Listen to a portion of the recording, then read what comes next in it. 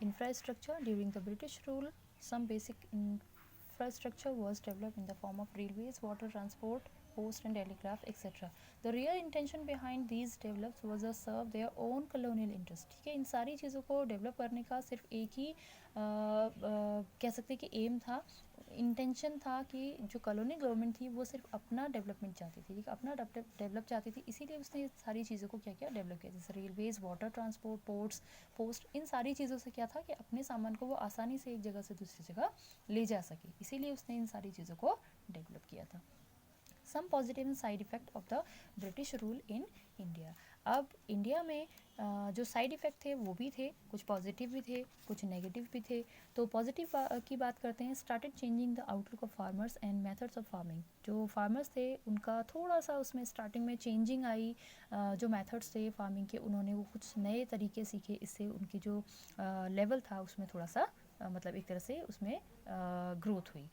Spread of railways, roadways and communication Spain open up new opportunities of economic and social growth. Social और economic growth के लिए जो Railways थे, roadways थे, उसमें बहुत सारे लोगों को क्या मिले, अपॉर्चुनिटीज़ मिली, अवसर मिले. और कुछ साइड इफ़ेक्ट भी थे. Commercialisation agriculture to land revenue system, decline of handicraft. Commercialisation agriculture start हो गया. जो अंग्रेज़ थे, जो ब्रिटिश गवर्नमेंट थी, उसने कमर्शलाइजेशन क्रॉप्स को उगाना मतलब एक तरह से लोगों को ज़रूरी कर दिया, प्रेशराइज़ करने लगी. और मैंने आपको जैसे आपके लैंड रिवेन्यू सिस्टम भी बताए थे, जैसे ज़मींदारी सिस्टम था, महालवाड़ी सिस्टम था, रैयतवाड़ी सिस्टम था.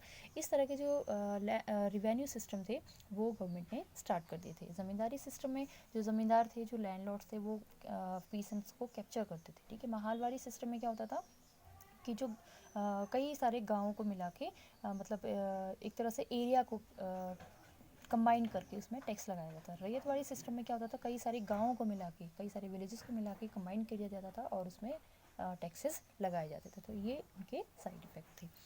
कंक्लूजन की बात करें, the vast majority of people in India lead the miserable life. India was a rich country occupied by the poor people. Vast majority of people in India, ठीक है, India में क्या थी, वास्ट मेजोरिटी ऑफ पीपल थे, बहुत ज़्यादा जो population थी वो थी, लेकिन माइजरेबल लाइफ थी. India was a rich, India कहते रिच थी but occupied by the poor people. लेकिन धीरे धीरे क्या हुआ, जो कंडीशन के बेस पे जो लोगों की जो कंडीशन थी बहुत ज़्यादा पुअर हो गई. अगर कंक्लूजन की बात करें तो कंक्लूजन में कह रहे कि 100 ईयर्स तक जो ब्रिटिश गवर्नमेंट थी उसने हमारे ऊपर क्या किया, राज किया. और इसमें जो भी चीज़ें थी, जो फॉरेन ट्रेड था उसमें, क्योंकि इंग्लैंड की जो कंडीशन थी बहुत ज़्यादा स्ट्रॉन्ग थी, क्योंकि वो उस टाइम पे जो इंग्लैंड से या इंग्लैंड में इंडस्ट्रियलाइजेशन स्टार्ट मतलब एक तरह से डिक्लेयर कर चुका था. और इससे क्या हुआ कि जो रेलवे नेटवर्क था या फिर जितनी भी जो न्यू जो टेक्निक्स थी वो वहाँ पे डेवलपमेंट की ज़रूरत थी. तो ब्रिटिश गवर्नमेंट ने यही किया, सारी चीज़ों को क्या किया, डेवलप किया अपने फ़ायदे के लिए, ठीक है. तो अगर हम शॉर्ट में कहें तो हमारे इंडिया में जो सोशल और इकोनॉमिक जो एक तरह से बहुत ज़्यादा चुनौतियाँ रहीं, ठीक है. तो आज़ादी से पहले भी बहुत ज़्यादा प्रॉब्लम्स थी और आज़ादी के बाद भी, क्योंकि आज़ादी से पहले जो अंग्रेज़ थे उन्होंने इंडिया से बहुत सारी चीज़ें जो थी इंग्लैंड को क्या करती थी, एक्सपोर्ट कर दी थी. तो इंडिया के पास ना के बराबर मतलब कुछ नहीं रहा था. तो इसीलिए आफ्टर इंडिपेंडेंस जो इंडिया थी या जो भारत था उसने क्या किया, ख़ुद को अपने आप को एक तरह से प्रूफ करने के लिए बहुत ज़्यादा स्ट्रगल किया. और यहीं से हमारी इंडियन इकोनॉमी को स्ट्रॉन्ग बनाने की जो एक तरह से फ़ाइट कह सकते हैं या फिर जो स्ट्रगल कह सकते हैं वो स्टार्ट हुआ था. Thank you.